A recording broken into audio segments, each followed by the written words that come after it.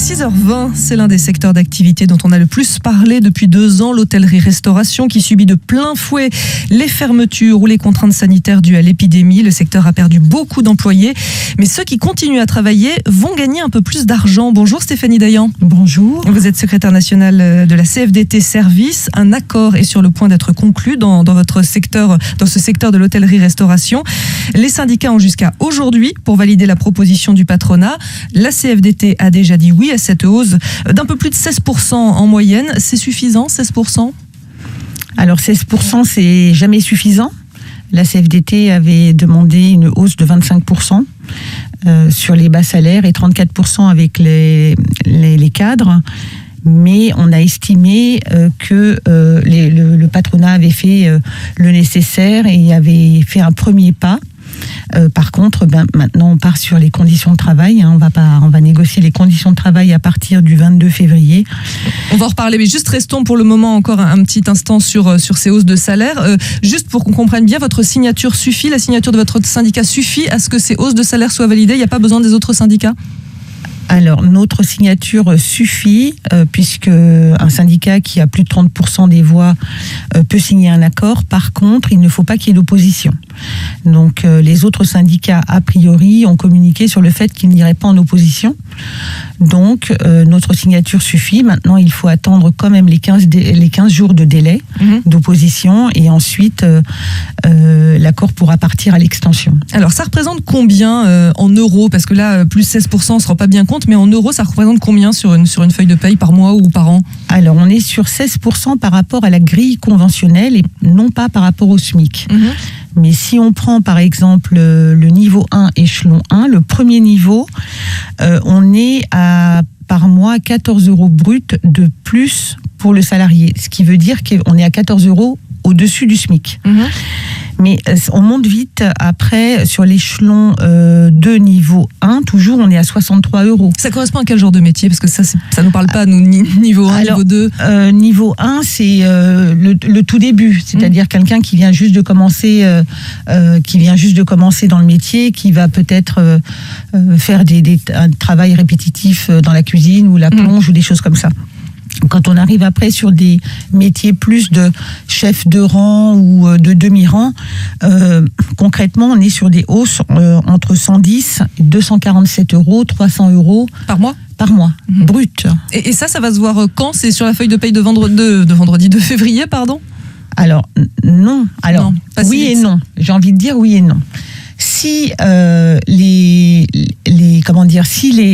les entreprises qui adhèrent aux syndicats patronaux qui ont signé l'accord veulent appliquer cette grille de façon volontaire, ils peuvent tout à fait le faire. Par contre, s'ils ne veulent pas le faire de façon volontaire, ils seront obligés de l'appliquer à partir du moment où l'accord aura été étendu. Il faut compter normalement 6 mois. Et si cet accord est étendu en accéléré, on peut compter 4 mois. Et est-ce que les restaurateurs ont les moyens de financer cette hausse? Est-ce qu'ils ont suffisamment de marge ou est-ce que ça veut dire que l'addition sera plus chère pour les clients?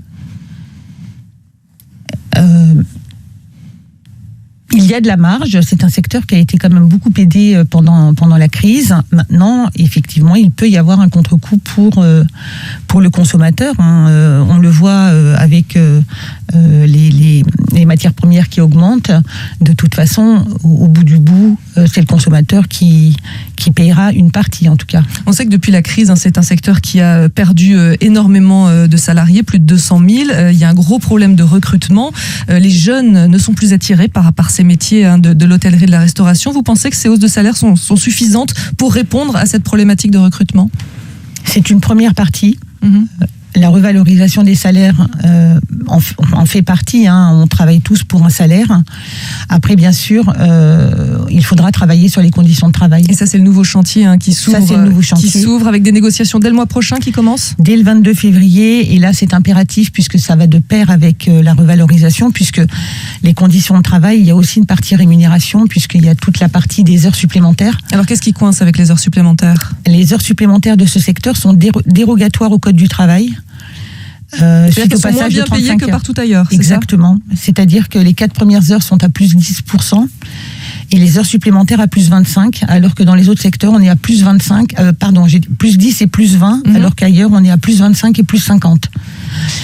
Donc, il faut retravailler là-dessus, bien sûr. Il n'y a pas de raison qu'un salarié qui travaille dans les secteurs des HCR soit moins bien payé en heures supplémentaires que dans un autre secteur. Et un 13e mois, c'est possible? Ça, c'est envisageable? 13e mois, nous, on ne revendique pas le 13e mois. On le laisse la possibilité aux entreprises de le faire. Il y a déjà certaines entreprises qui l'ont mis en place. Parce que l'UMI, l'Union des métiers justement de ce secteur de l'hôtellerie, refuse bec et ongle ce 13e mois. Oui, tout à fait. Mais il y a certaines entreprises, certains employeurs qui ont mis en place ce 13e mois. On peut penser que ça reste quelque chose d'attractif en plus pour une entreprise, donc afin de recruter de nouveaux talents et des jeunes. Nous, on est vraiment sur les heures supplémentaires, la coupure. C'est quoi la coupure? Alors la coupure, ce sont les salariés qui, dans la restauration, ils viennent travailler le matin, ou dans l'hôtellerie, ils travaillent le matin, ils font le déjeuner, après il y a une coupure, et puis après ils reviennent pour le service du soir. Entre 15 et 17 ou 15 et 18 par exemple. Exactement. Donc ça, on aimerait, on va revendiquer une indemnité de coupure. Donc ça n'existe pas aujourd'hui? Non. Alors certaines entreprises, oui, l'ont mise en place. Et pareil, c'est facultatif. C'est sur la base du volontariat. C'est sur la base du volontariat. Donc nous, on aimerait le négocier au niveau de la branche, de manière à ce que toutes les entreprises, y compris les très petites entreprises ou les petites entreprises, l'appliquent. Donc une indemnité de coupure, éventuellement garantir aussi un minimum de coupure et de ne pas faire travailler un salarié toute la semaine en coupure. Et voilà, tous ces dossiers-là, ce sont votre prochain chantier. Stéphanie Dayan, secrétaire nationale de la CFDT Service, vous étiez l'invité du 5-7.